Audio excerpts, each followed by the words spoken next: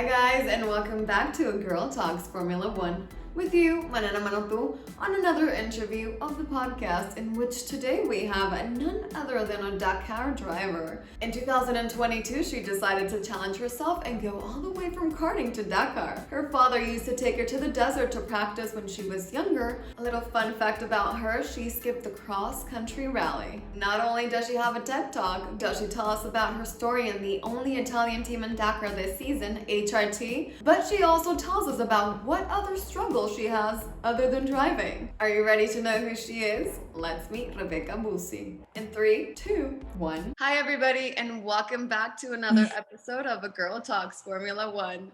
Today with you, your server Manena, and keeping it up with the woman power in motorsports, I have with you Italian Dakar driver Rebecca Busi. Ciao Rebecca, welcome to the podcast. How are you today? Hi, nice. I'm good. And you? How are you?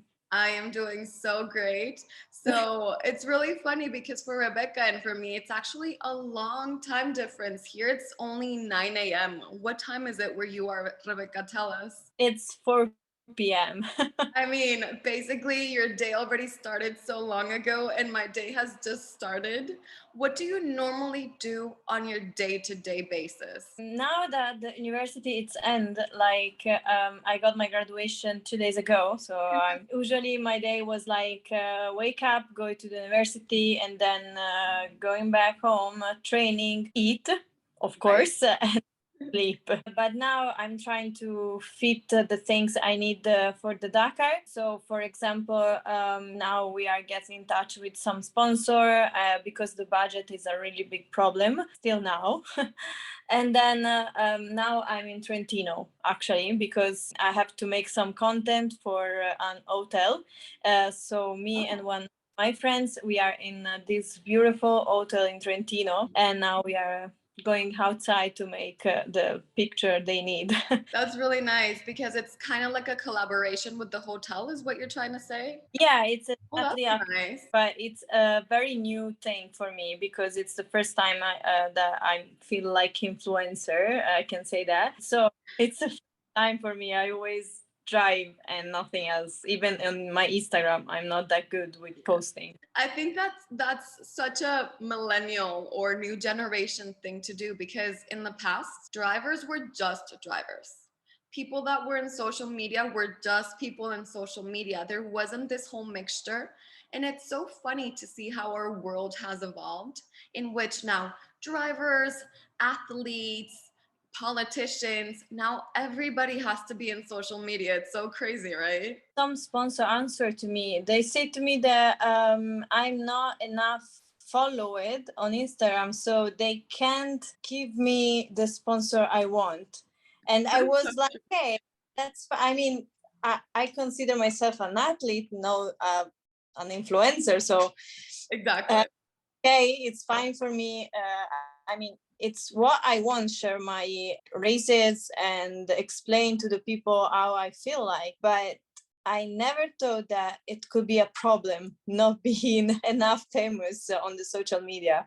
Exactly, 100%. I absolutely agree. It's funny when this happens that they don't care much about who the person is or their talent.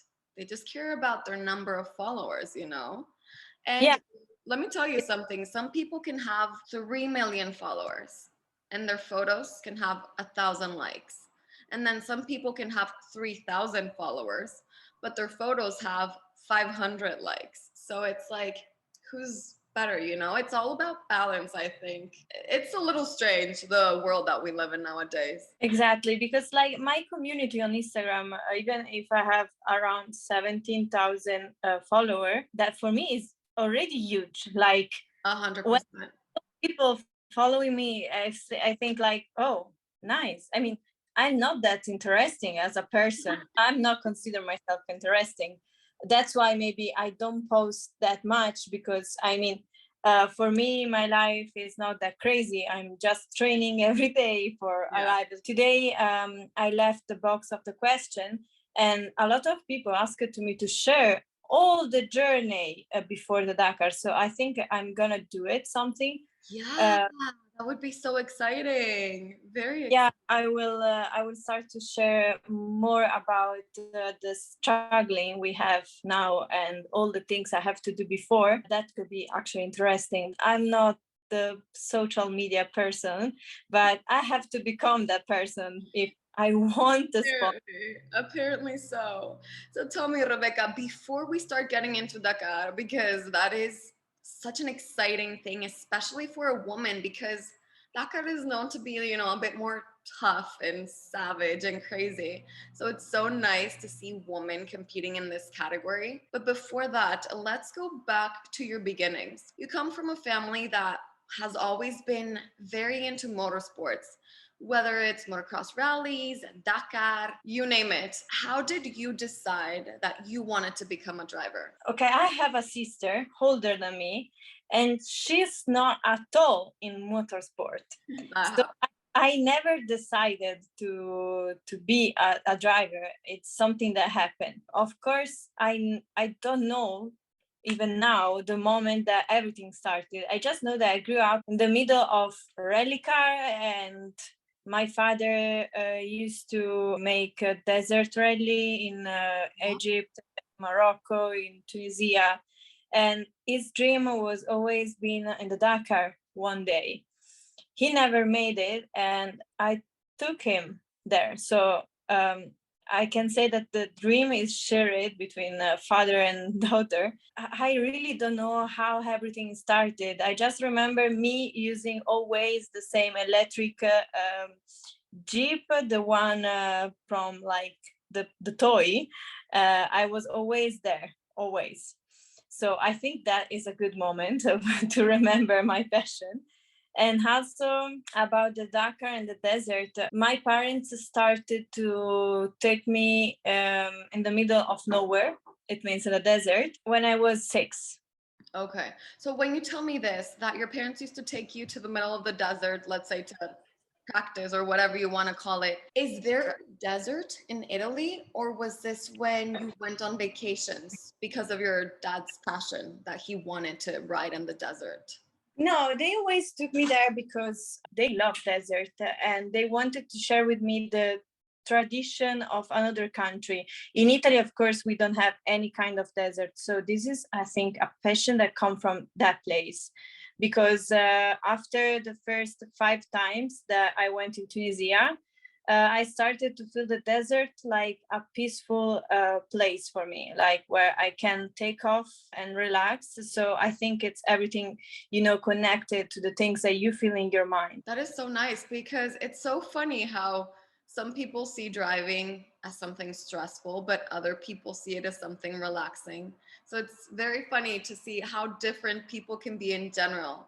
And you're relatively new to Dakar. You started in 2022, this season, right? You're in the Yeah.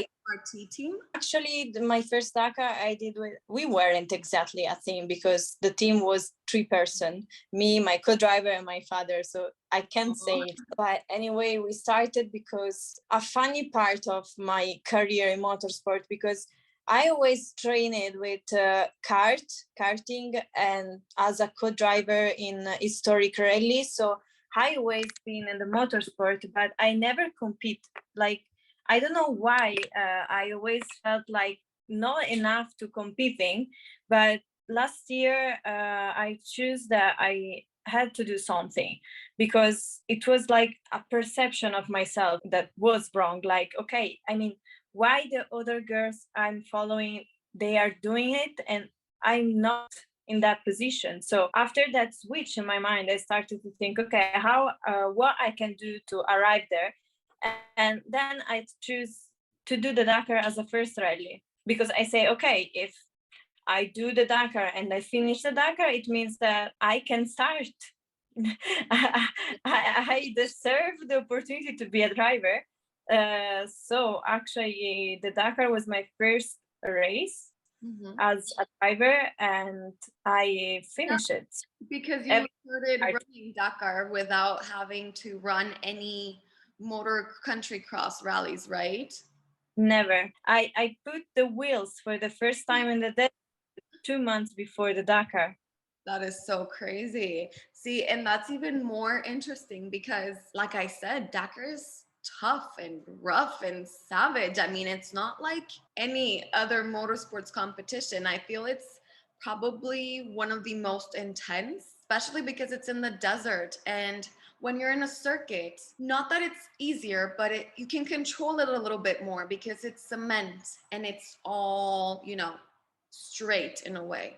With the sand, you never know if there's going to be a hole or what's going to happen. I mean, it's just crazy.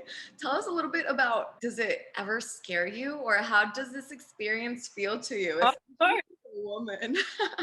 of it scared me, but when you have this feeling that you have to do something and that you are capable to do something, it's different. It's very different. So basically, I was very scared. My first time in the desert, the first drive in the dunes in Morocco. After the first 5 kilometers, I stopped the car. I started to breathe very, very, very fast. And then my co-driver, that was my first teacher, look at me and say, "Are you okay?" No. I mean, this is crazy. What? Why I won't do this? I know. But actually, after the first few days, it started to feel very good. Was exactly the place where I'm supposed to be. So it's the motion there is it's me completely different, and I think also that, as you said before, I see that rally and the place as a peaceful place for me, where I can be free and myself actually. So it's very comfortable for me being there, even if I'm scared. Like in Tunisia during the Fennec rally, we were in the middle of a sandstorm, and at one point I stopped the car. I look around me and I couldn't see anything. I look at my co-driver and she said to me, "No worries, we can do it. The worst things can happen is that we put the roof on the ground." That time he made a lot of sense for me. So I started and we finished it. Well, that's nice. I mean, and you have to have, like you said, this passion for it, because it's not just any racing competition. I mean, No.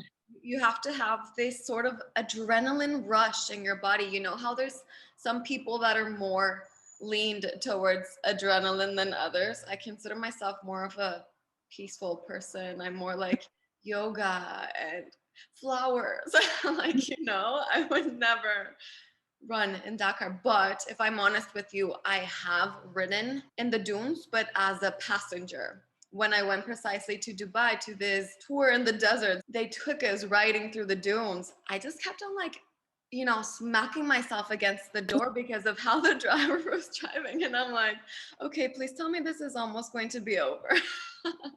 It was so intense for me. But I wanted to ask you, have you ever met Carlos Sainz's dad? Speaking a little bit about Formula One and him being in Dakar and all. Seen him, but never speak directly with him, because last year I did the classic, the Dakar classic, and we always arrive at different time. So and different roads. So that was making a bit difficult. But I know Nani Roma, that I've spoke with him, and also I met him in Spain once with the team, with Bahrain team, and I would do for sure. And tell me a little bit, now that you said this, it's actually really interesting for me because if I am honest with you, I don't know 100% how Dakar works. So I want you to explain to me, now that you said that they all arrive at different times, does this mean that all of you start the competition at different times as well? The bikes are the first to leave, are the first to start, and like they wake up around 3 a.m. and they arrive to the starting line of the stage when the suns go up. After the bikes, I think there are the quads and then the SSV, which will be my category, and then car and trucks. We always are in the same, but will be different timetable. Like the bikes, of course, are the first to start and the first to finish. Not everybody, because of course the last bikes lower than the first, of course. And the same for SSW. Maybe the first can arrive when it's still day, but maybe for me next year I will arrive always in the night. Who knows? I will learn these Oh, things. that's intense. And your team, your current team, HRT, you also have your teammate Giulia Maroni, who's actually also Italian. Your whole Yeah. team is Italian, right? Yes, actually, we are the first and the only team of side by side, which is Italian. I think we are the only one in the Dakar this year. With bikes and cars, there are other team, but for the side by side category, there are only us. And I really wanted a girl as a co-driver because I feel it's so cool being two girls against the desert, and then also the relationship between us is very strong, and I hope she will continue with me. Oh, that's so nice. Let's hope so. And now, like, not as a driver, but as an Italian, what does it feel to you? What feeling does it give you knowing that you were the only Italian team, that you had the fortune of being the only Italians there, that your talent drove you there, and that your team has you there? What does it feel like as a person? So this is a tricky question because I'm very proud of my team and the fact that I'm the only Italian, even if I think it's a bit sad because I would like share that kind of experience with someone else, maybe that has more experience actually than me and can teach me something. But my only Italian friends are into bikes, which is like Paolo Lucci or Jacopo Cerruti, which is as a co-driver. Last year did side by side as a co-driver. So I would like have another team or maybe another full team in my team, like be more than one, just one car. But actually, it's a tricky question because I didn't receive any support yet from the Automobile Club Italiano. I tried to write. So it's a tricky question for that reason because I don't think that the people know how much work there is behind this. I mean, we are 6 months from the Dakar and I'm still searching part of the budget, which is make me not being sure to be there. I mean, we are working, we are making a lot of things, but actually there is me, my father, and my team to work on it. But on the opposite side, my community is very into it.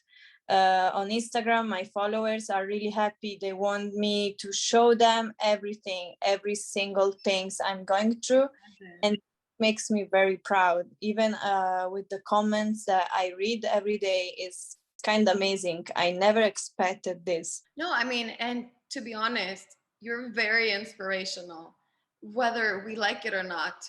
In the end, we are women, obviously. So there's still a little bit of a, difference between women and men. So seeing such a strong woman like yourself in such a strong category, this must be so inspirational, not just to women, but to men as well, because there's so many men that are loving this new era in which more and more women are getting involved. So it's so nice to see feminist men supporting strong women in the sport. And ironically, I can guarantee you that most of your followers are actually men and not women, right? Yeah, I think around 98% of my followers. Yeah, which is nice. I mean, you opening this path for women, but seeing the support from men that are willing to, open their mind and also open the path for women in motorsports. For me, it's just so inspirational. And I admire these men as well, but I admire you so much for, like I mentioned, opening a path to women in such a strong category, which normally the woman is a co-pilot, not the driver, or the woman is, I don't know, the team manager or the spotter, or you name it, the engineer. But seeing a woman driving for Dakar is intense, and I want to congratulate you so much for it, because precisely as I told you, Timo was the one that recommended me to interview you. And I was like, I saw your Instagram profile and I said automatically, yes, a woman in Dakar. This is exactly what I want to do. And speaking of women in motorsports, so I like to do this little dynamic in which I ask my Instagram followers to write the next question for my next guest on the podcast. And I always pick a question. So this time, honoring the woman on woman on woman, I chose a woman to ask you a question. And her question is, have you ever had any challenges as a woman in this sport? I would like say no, but the answer is yes. So first of all, when I started, I asked to many teams in Italy to help me and make me start the trainings. And apart from my team, anybody say to me yes. They started to ask me like, oh, but you know the cost of the Dakar and you need experience to do that. And I say, of course I know. I mean, I'm always been into motorsport, so I know. That's why you're going, because you know what it's about. So I never found in Italy that much supporting, but also other challenges are in finding sponsor, are in little things probably that makes everything very challenging. The things that I like is that during the last month I met other drivers in regular rally, not Dakar category, and they are also struggling to find sponsors. So this is equal things. So yeah, like a relief. Yes. You kind of notice that it's not just you because you're a woman, but like in general. Yes, that's makes me feel better somehow. But at the start, the beginning was really tough for me. That's why I painted the rainbow on my helmet. Was because of that. Because say, hey, you see, I'm here now. It's your problem, not mine anymore. That was actually tough, and still now. And now the next challenging will be the social media, because now this is what we need. So it's always a challenge. And I always hoped that this could never happen to me, because, you know, you choose to be an athlete and the only things you want to care about is telling your story to your community maybe, and then training, nothing else. Exactly. Dedicating yourself to the sport, period. Right?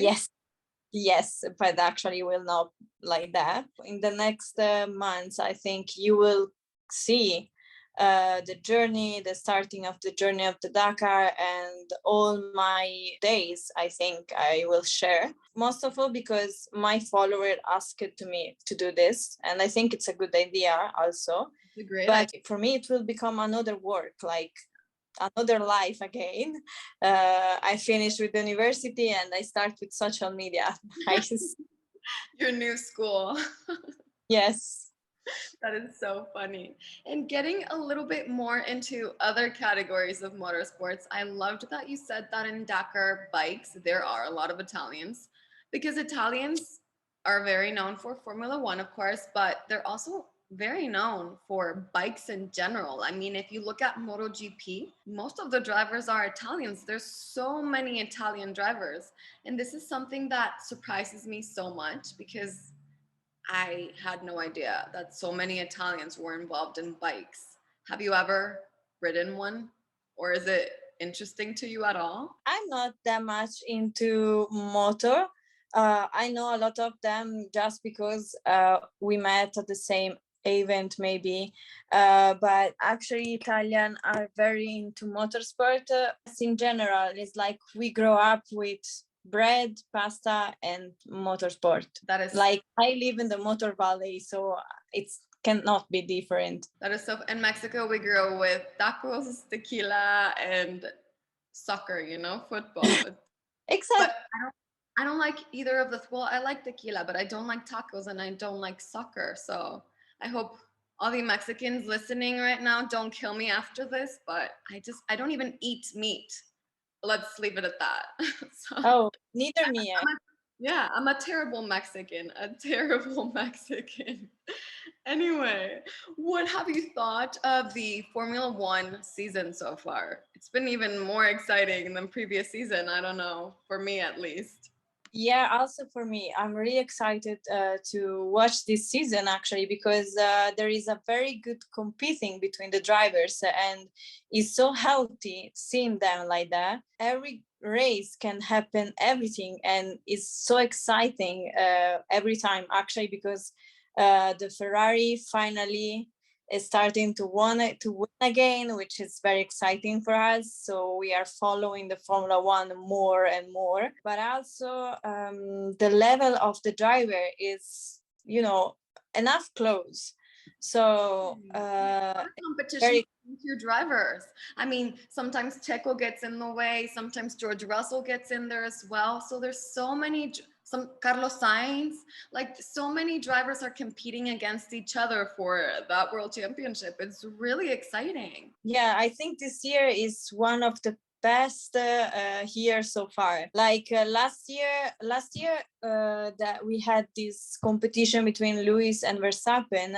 Yes, was very good to see, but the competition was unhealthy. Was too much competing and not caring about the person. And actually, they were making a very big lap between the second place and the third place, and this was enough to not be a good race because you see that the first two are in another category and from the third to below is another one, but this year they are very close to each other and every time is a very tough war for them, so it's really really good one.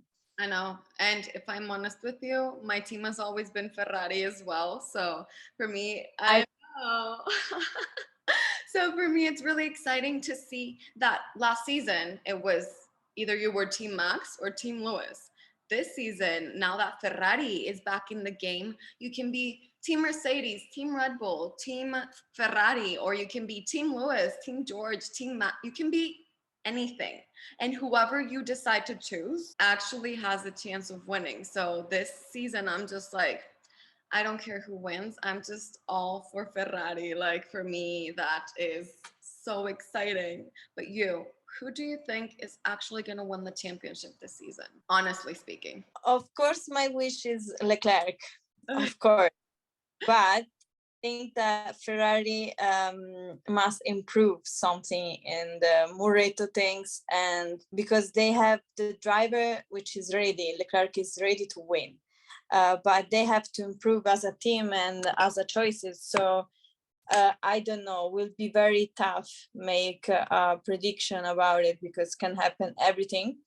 Even Hamilton can win, if I am honest with you. Like he's coming back so strong, and this summer break is gonna be even more intense. So anybody, like you said it, anybody can win. Yeah. So of course I wish for Ferrari, Leclerc, or whatever. But I don't know. It's tough. It's tough. And before we leave, Rebecca, my previous guest, who's also a woman driver, but she drives for NASCAR and big trucks in Mexico, she has a question for you. And her question is the following. Si tuvieras a tu piloto favorito enfrente de ti, ¿qué le preguntarías o qué le dirías? That translated would be, if you had your favorite driver ever in front of you, doesn't matter if he's dead or alive, what would you ask him or tell him? And tell us who's your favorite driver, of course. Oh, my favorite one is Lauda. Wow, interesting. Because of the way he was approaching to motorsport and to Formula One. So it was very strict and he wanted to do it because it was good only to this, he said. And I think I would like ask to him, I don't know, I can't listen to him all day. Like I could have everything. Like you don't have to ask him anything. What would you tell him? Like teach me. So tough and so cool at the same time. Yeah, and he had this kind of like sweet side to him as well. So he was like the whole package. Yeah. Teach me. Simple, straight to the point. Like, you're my favorite driver, just teach me to drive it just like you. Well, yeah, I mean, hello. Becca, so thank you so much for being a guest on our podcast. It was such a pleasure to have you. Honestly, the time just flew by. I loved all of the stories that you told us and how human you are, how real you are. that you mix, like a normal life with, motorsports life. So the balance that you create is just remarkable. And it's so nice seeing such a strong woman in the sport, as I already told you. So thank you so much for being in the podcast. And I wish you the best of luck, the best of success in your career so that you can achieve everything that you want in this life. Thank you very much. You are very sweet. Thank you. Thank you. And thank you to everybody as well so much for coming all the way to the end of the interview. And of course, see you again on the next episode of A Girl Talks Formula One. Bye. Bye to everyone.